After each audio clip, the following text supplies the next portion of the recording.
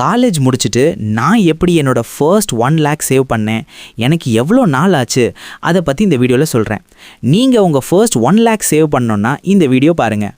Hello guys, welcome to story loop 366. நான் என்னோட இன்ஜினியரிங்கை முடிச்சுட்டு வெளியே வந்தப்போ என்னோட ஏஜ் 21. அரியர்ஸ் இல்லாமல் காலேஜ் முடித்தாலும் எனக்கு வேலை அவ்வளோ சீக்கிரமாக கிடைக்கல. நிறைய கம்பெனிஸ் இன்டர்வியூ அட்டென்ட் பண்ணி கடைசியாக ஃப்ரெண்டோட ரெஃபரன்ஸ் மூலியமாக எனக்கு சேல்ஸ் அண்ட் மார்க்கெட்டிங் எக்ஸிக்யூட்டிவாக ஒரு கம்பெனியில் வேலை கிடச்சிது. எனக்கு அப்போ பணத்தை சேவ் பண்ணுற மைண்ட் செட்டில் கிடையாது. பட் நான் வேலை தேடின அந்த 6 months என் கையில் இருந்தது வெறும் 5000 ரூபாய் தான். அதுவும் நான் காலேஜ் படிக்கும்போது பார்ட் டைம் ஜாப் பண்ணேன், அதில் கிடைச்ச அமௌண்ட் தான். மார்க்கெட்டிங் ஜாப் சேரணும்னா அதுக்கு பைக் வேணும், நல்ல மொபைல் வேணும். என்கிட்ட ரெண்டுமே இல்லை. என்னோடய ஃப்ரெண்டு தான் இனிஷியல் இஎம்ஐ கட்டி எனக்கு மொபைல் வாங்கி தந்தான். ரேட்டு 14000 ரூபாய்.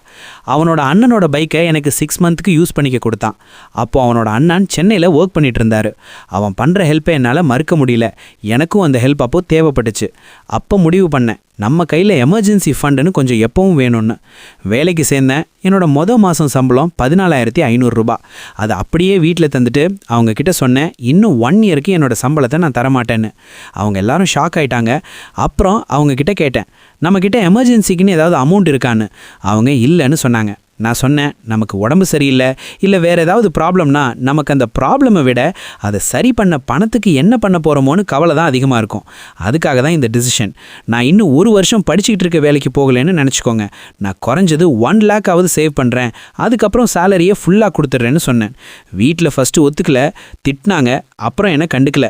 என்னமோ பண்ணுற போன்னு கோச்சிக்கிட்டாங்க. அப்புறம் நான் புதுசாக ஒரு சேவிங்ஸ் அக்கௌண்ட் ஓப்பன் பண்ணேன். ஆர்டி அக்கௌண்ட் அதில் ஓப்பன் பண்ணி சேவிங்ஸை ஆரம்பித்தேன். Monthly 5000 rupees for 1 yearக்கு. பேலன்ஸ் அமௌண்ட்டை என்னோடய செலவு போக சேவிங்ஸ் அக்கௌண்ட்டில் சேவ் பண்ணிட்டு வந்தேன். ஜாபில் டார்கெட் அச்சீவ் பண்ணால் எனக்கு 2,000 to 3,000 போனஸும் அப்பப்போ கிடைக்கும். அதையும் சேவ் பண்ணேன். 1 year கம்ப்ளீட் ஆனப்போ நான் 1 lakh சேவ் பண்ணியிருந்தேன்.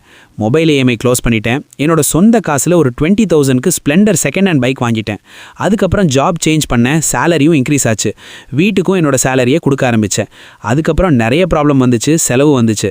எமர்ஜென்சிக்கு அந்த 1 lakhலேருந்து எடுப்பேன். அப்புறம் எவ்வளோ சீக்கிரம் முடியுமோ மறுபடியும் அந்த 1 lakh சேவ் பண்ணி ரவுண்ட் பண்ணிவிடுவேன். இப்போ வரைக்கும் நான் அதை தான் ஃபாலோ பண்ணுறேன். ஸோ நீங்கள் காலேஜ் முடிச்சுட்டு இப்போ தான் வேலைக்கு போகிறீங்கன்னா இந்த மெத்தடை ஃபாலோ பண்ணுங்கள். அதுக்குன்னு அம்மா அப்பா கிட்ட சேலரியை தரக்கூடாதுன்னு சொல்லலை. இத்தனை வருஷம் நம்மளை படிக்க வச்சாங்க, இன்னும் 1 வருஷம் டைம் கேளுங்க. அதுவும் நம்ம ஃபேமிலியோட சேஃப்டிக்காகன்னு சொல்லுங்கள். For more videos please subscribe our channel.